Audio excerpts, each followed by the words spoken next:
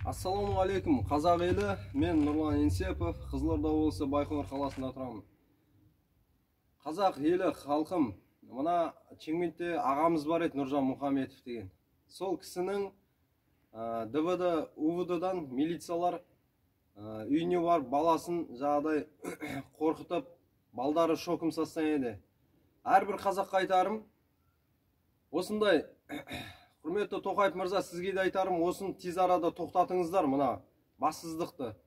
Милиция қауымы, мысалы, біз Қызылорда облысында тұрамын, мысалы, мен де қоғамдық белсендім, бірақ милициялар, кембылар бәрі келеді маған пробесед жасауға. Бірақ біз әділ сөзбен өзіміз шешіп тастаймыз, мысалға. Ана жерде ол баласын қорқыту деген не деген сұмдық, мысалға, ана екі полиция. Тез арада ол екі полицияны тез арада жұмыстан шығаруыңызды өтінем, Тоқаев мырза. Және де бүкіл құрметті халқым, Қызылорда облысы, мынаяғы Жаңақорған, мынаяғы Сексеуілге дейін ағайындар, осындай үндеу тастаңдар, ояныңдар, челлендж тастаңдар, мынандай Тоқаев мырзаға өсіп видеомен жіберіңдер. Қызылорданың әкімі Гүлшара Әбдіхалықоваға да жіберіңдер, что жазсын ұлттық комитет қауым, КМБ. Сіздерге де айтарым, бастықтарыңызға да айтарым, осы жаңа полицияны жұмыстан шығаруыңызды өтінем тез арада. Прокуратураға да айтарым, тез арада жұмыстан шығарыңыздар. Ана Нұржан Мұхаметов ағамыздың қыздары шокым состояниеде қалып отыр, жүректері ауырып. Әрбір осы еліміз, болашағымыз, балдарымызды қорғамасақ, ертең өзіміздің қазақтан қорғамай жатырық, әрбір ағайын сіздерге айтарым. Осы милициялардан неден қорғап, балдарымызды қорғай алмай жатырық. Милициялар ол біздің балдарымызды бізді қорғаймай атсек, олар біздің балдарымызға андай агитация жүргізіп жатыр. Сен әкең сотталып кетсе, кім құтқарады деген әңгімені айтып. Не деген бассыздық ол? Әрбір қазақ халқы өсіп, челлендж жіберіп, үндеу тастаңдар. Ермін, ер жігітпен деген жігіттер, шалбар киіп жүрген жігіттер осындай ютубқа түсіп, қорқпай, смел тастай беріңдер бірден. WhatsApp-тан, Facebook-тан жібере беріңдер. Әрбір қалаға, әрбір қазақ жеріне айтарым.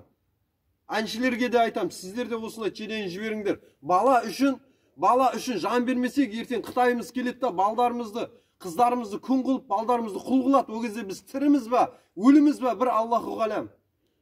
Бұл мәселе бұлай шешілмейтін болса, онда мен Реджеп Тайып Ердоғанға шығам міндетті түрде. Өзіміздің мұсылмандардың патшасына шығам мен о кезде. О сияқты посольстволармен. Бізде сыйлап отырық қой, Қазақстанның мәселелерін ашпайық қояқ, диалогпен, әрбір жерлерін жұмыстарын диалогпен шешейік деп отыр.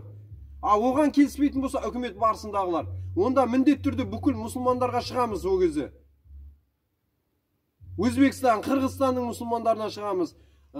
Чечняның, Кавказдың, Турцияның мұсылман президентімізге, біз басшымызға Реджеп Тайып Ердоғанға шығамыз, шақыртамыз керек болса. Бізге осы мәселені шешіп бер деп. Дін саласында, шариғат саласында басқа елдегі мұсылмандар қиналып жатса, басқа елдің әділ басшысы келіп, араласуына хақысы бар. Шариғат бойынша. Біз оны көтеріп отқан жоқпыз ғой. Өзара ішкі диалогтарды өзіміз шешейік деп. Сондықтан құрметті Тоқаев мырза, тез арада шешуіңізді өтінем. Қызылорда облысының Гүлшара Әбдіхалықовна, осы мен үндеуімді, мен сіздің қарамағындағы азамат болғаннан кейін, осы менің үндеуімді Тоқаев мырзаға жіберуіңізді өтінем. Себебі сіз халықтың қызы болғаннан кейін біздің әрбір айтқан отчетымызды, Фейсбуктан жасап жатқан отчетымызды сояққа жіберіп тұруыңыз керек.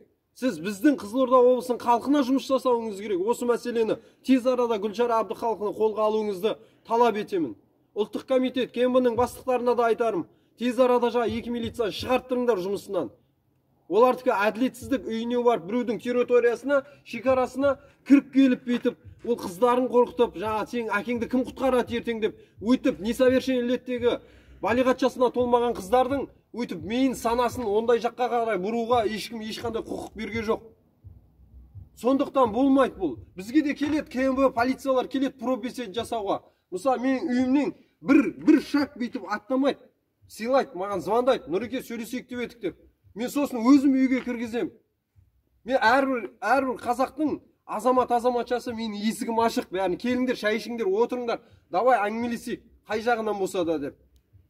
Біз ертең елді өзіміз қорғамасақ, ертең бір-бірімізбен әрбір қазақ жалғыз болып, биліктегі қазақтар, қоғамдағы қазақтар бір-бірімізбен қырылып атсақ, ертең басқа ел келеді. Қытайлар келеді, ямаса мынағында басқа ұлттар келеді да сексеуілді бір-біріне ұрғандай қылып, бір-біріміздің ортамызға ірткі салады. Заводтар салады. Каждый қазақтарға $10,000 айлық береді да ертеңгіні. Сосын ол 10 мың долларда істеп отқан Қазақстанның азаматшалары өзіміздің қазаққа шапшы шығады. Міне бір-бірін қазақты қырылдыртып қою деген осындай мәселе. Тез арада осыны Чингмент белсенділеріне айтарым, осы менің видеомды YouTube'қа салып жіберіңдер, Facebook'қа да салып жіберіңдер, WhatsApp'қа да таратыңдар, рұқсат, менен рұқсат. Жақсы, аман болыңыздар ағайын.